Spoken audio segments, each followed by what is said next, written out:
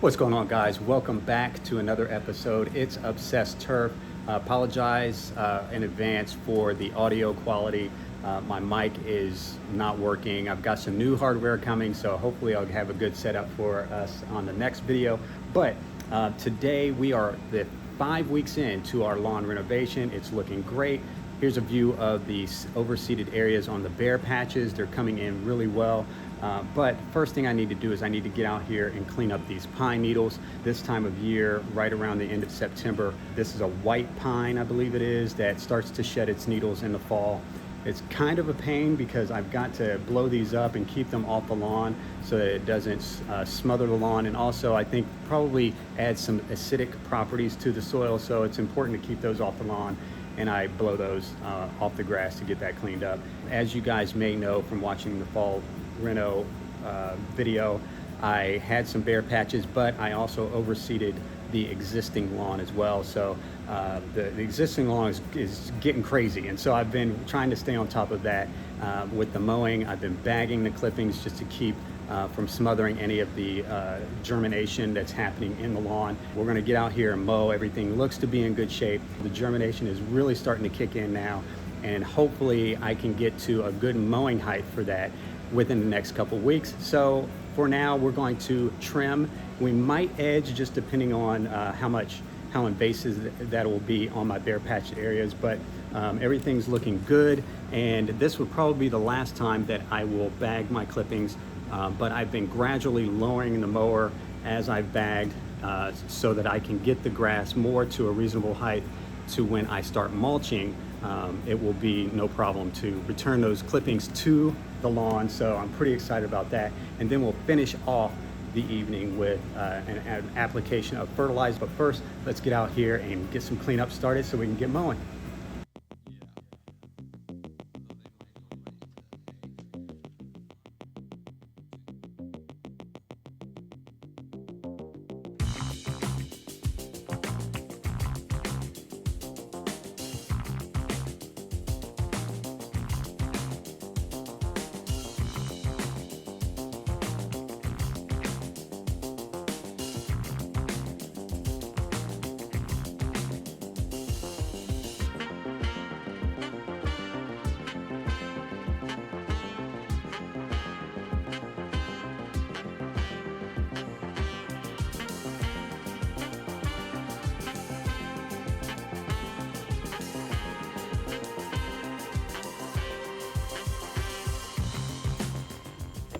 All right, got the cleanup done. I am not going to edge today, mainly because I want to retain or kind of preserve the edges where I have overseeded the bare spots. I don't want to affect those areas, or I would just want them to mature a little bit more before I get too aggressive. And I haven't trimmed because I want it to stay off the lawn as much as possible. When those seeds are trying to germinate, I just like to stay off of it until they mature enough to handle foot traffic, which I think is about now. Again, we're at the 5-week mark.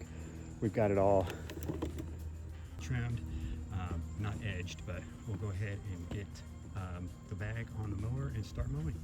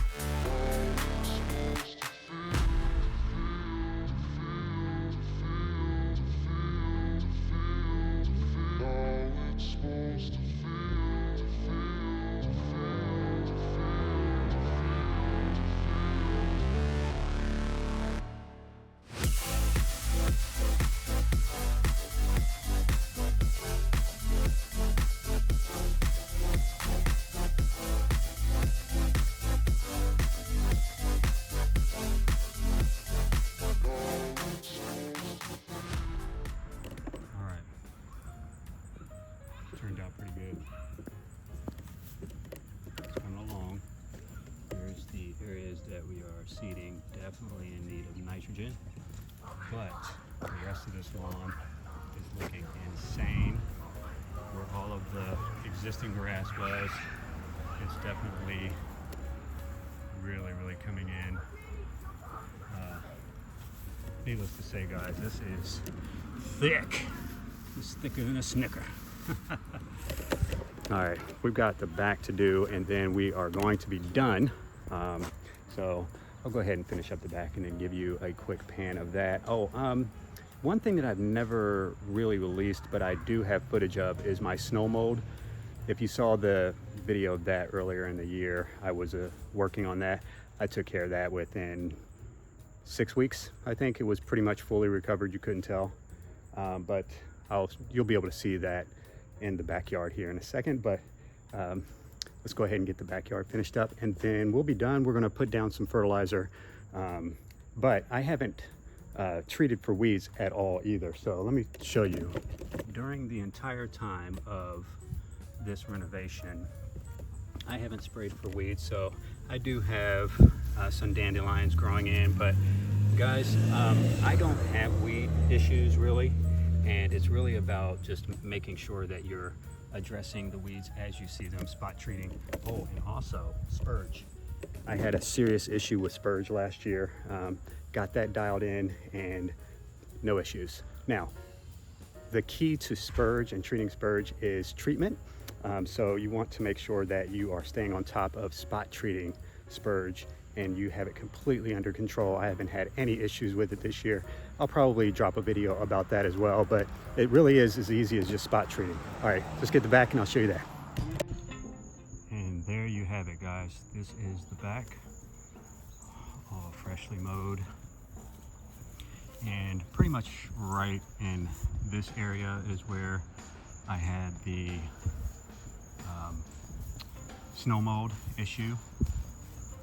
But like I said, I pretty much addressed that early on into the season. Didn't have any issues, but this is the area I'm kind of excited about. Is I had a nimble patch. I think it was right there, but this is a really good example of how the overseed is performing. It's actually doing really well and blending in with the nimble patch to where pretty much can't see it at all, which is great. So still got some bare areas here. This was pretty heavily infested with poetry. I do expect that I'll be back out here to address that, but there you go, guys. Backyard is completely mowed, looking good. This was another area right here that was quite bare. You probably saw it in some previous videos. I overshot a little bit and came into the tree bed here. I don't know, I might use that to patch some places, use it as plugs, who knows. But that actually came in really well. If you did not see my video on my renovation and how you can fix bare areas, keep in mind, guys, one of the biggest reasons I think I have issues here is because of the shade cover. So I've got a lot of shade that comes from the Japanese maple and these pine trees. And so this area, it died off quite a bit. I'm hoping that I can keep it, keep this grass alive here. I will be trying to do some targeted watering in this area, but that's it, guys. I hope you enjoyed the video.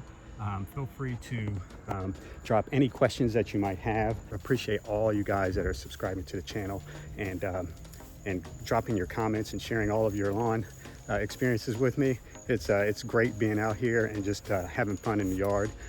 But take care, guys, and I will see you in the next one.